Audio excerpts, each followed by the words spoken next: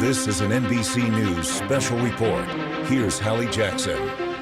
Good day. We are coming on the air with breaking news and a potentially huge breakthrough in the war between Israel with Hamas. NBC News has just confirmed moments ago that Hamas has released 2 American hostages. Again, 2 American hostages who had been captured during that Hamas terror attack inside Israel more than 2 weeks ago. That's according to multiple sources. The news coming about just an hour or so after a senior Hamas official told NBC News that they would release the hostages if Israel stopped bombing Gaza. That is the territory controlled by Hamas. The State Department has said that Americans are believed to be among those kidnapped, although it is not clear at this point, again, where things stand with the larger group of hostages who have been taken. I want to bring in NBC News foreign correspondent Josh Letterman, who is live for us in Israel in the region. Josh, what do we know? Well, Hallie, we are hearing from 3 sources with knowledge of this release who have confirmed to Richard Engel, Tom Winter, and myself that these 2 U.S. citizens have now been released by Hamas. Now, we want to be very clear about what we don't know right now, namely the identities of these people. We also don't know where they are, whether they are still in the Gaza Strip, whether they would have been moved into Israel, into Egypt, potentially under the care of the Red Cross. And that is a major open question right now, but we do know that Hamas is describing these 2 U.S. citizens as a mother and a daughter. Now, the remainder of our sources, we have not yet been able to pin down those identities, but this release, if we get more information about exactly who they are, would be the first hostages known to have been released since the beginning of this crisis 2 weeks ago. And it comes after earlier today we heard from Israel's military confirming that not only do they believe there are about 200 people who are held hostage in the Gaza Strip, but that they believed that most of them were alive. That had been a big open question since the start of this, whether those hostages were alive or whether some or all of them might already be dead. But Israel's military leaving some hope for the successful return of those hostages, as they said that they do believe the majority of them are alive, Hallie.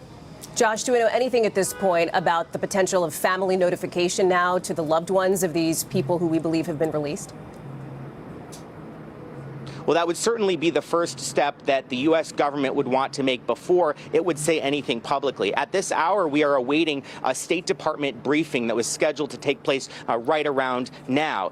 If the U.S. government is in a position where they have done family notification and are able to make anything public to the rest of us, that would likely be the place where we would first hear that from the government. But so far, there has been no official comment from the U.S. government. We have reached out to the Israeli government, of course, to see if they have any information that they can share as well, and we'll bring those details to you as soon as we get them. But for right now, the U.S., the Israeli side have been very quiet about this, in part because, remember, even if these 2 Americans are now somewhere safe, there are still nearly 200 hostages, including some Americans, who are believed to still be hostage in the Gaza Strip. And the big focus right now will be on making sure that any efforts to bring additional people home safely are not derailed, Hallie.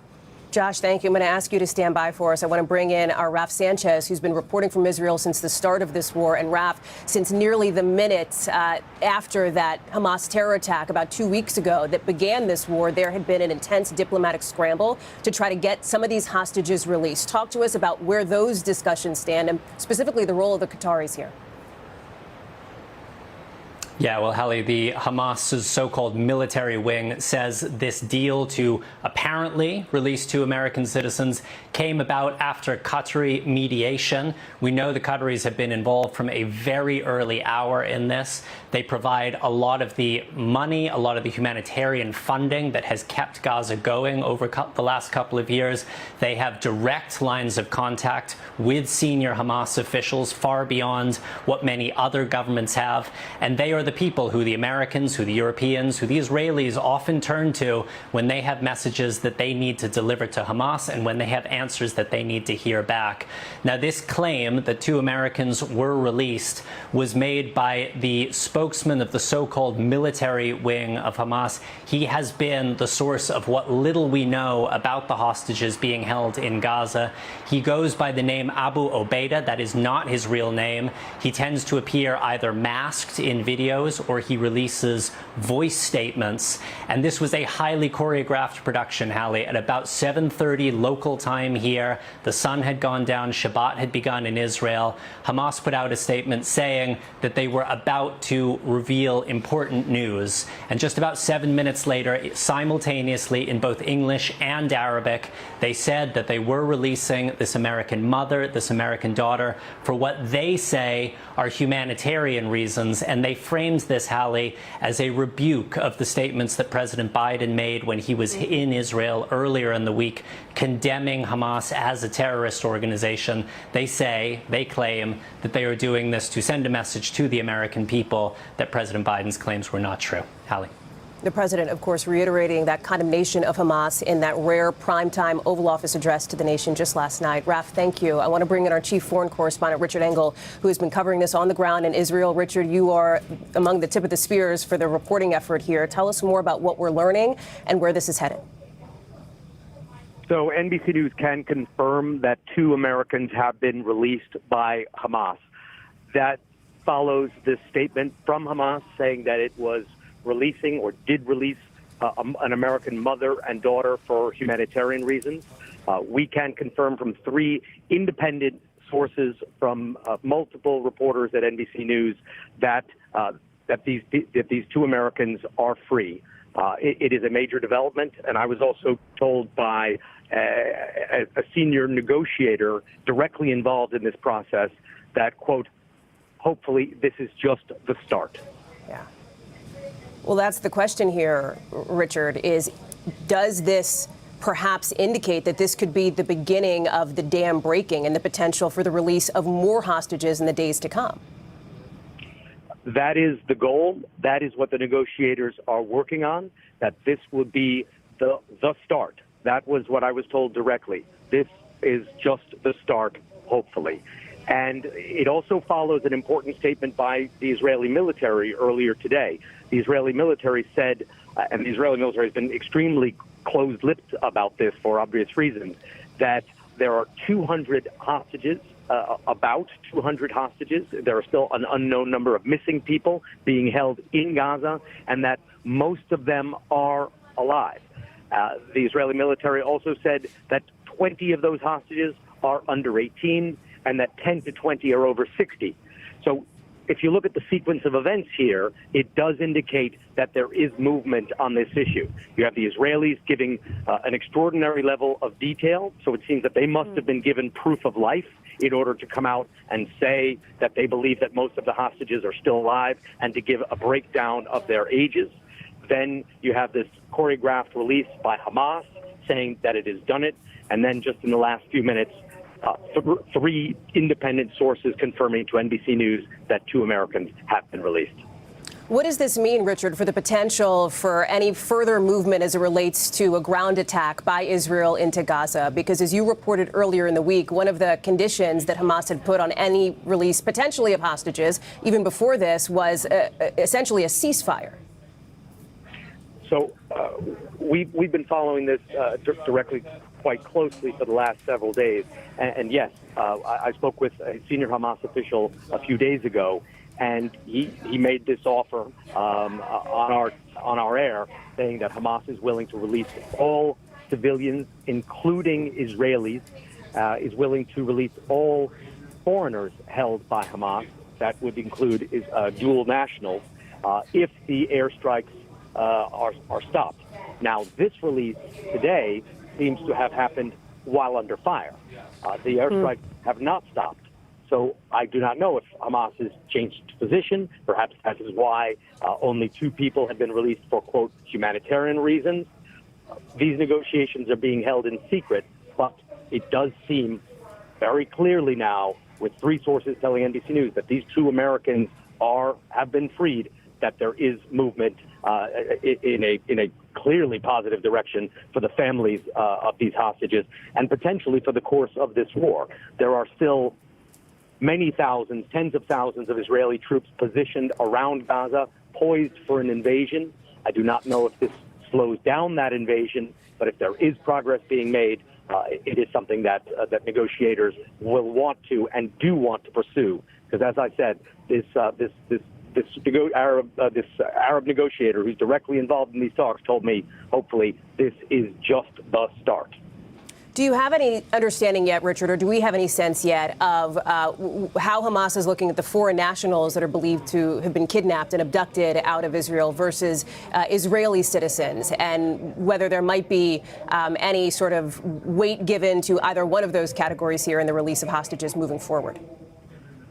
So what Hamas is saying publicly and what ends up happening in the course of negotiations may be two different things. But what Hamas has said publicly is that the Israeli soldiers will not be released, that the Israeli soldiers would only be released under very extreme conditions, that they would be released if Israel releases all Palestinian prisoners from Israeli jails.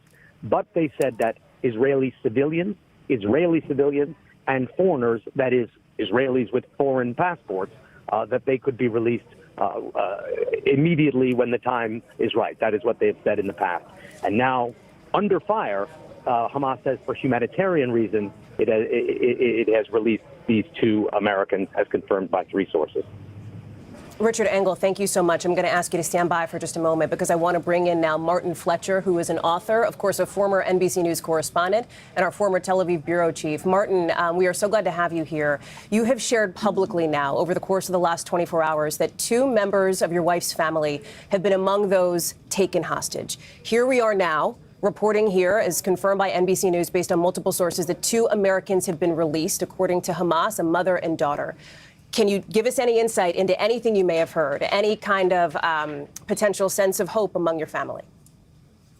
Well, I've just heard literally 30 seconds ago, Hallie, that they have not received any information yet from anybody. But of course, the family is hopeful and praying because they are Americans. My family, they're American citizens. They are a mother and daughter. As far as we know, they're the only American mother and daughter who've been kidnapped and held hostage. So obviously we're hoping this is them. It would be a miracle for the family. And hopefully it's the beginning of something larger. You know, the question then now becomes, what did Israel give to get them out? And Israel holds 30 female security prisoners, Palestinian security prisoners in its jails, and about 150 minors, young people. And there's been talk in the early on about a possible prisoner swap, Hamas letting the women and children go in return for the women and children in Israel's jails, the security prisoners. So maybe that's going to be the next step, a larger prisoner exchange. So for this family, for my family, of course, everyone's praying that our particular tragedy potentially could be over. But I have to say one thing, it's not the end of it for this family, even if it is my relatives who've been released.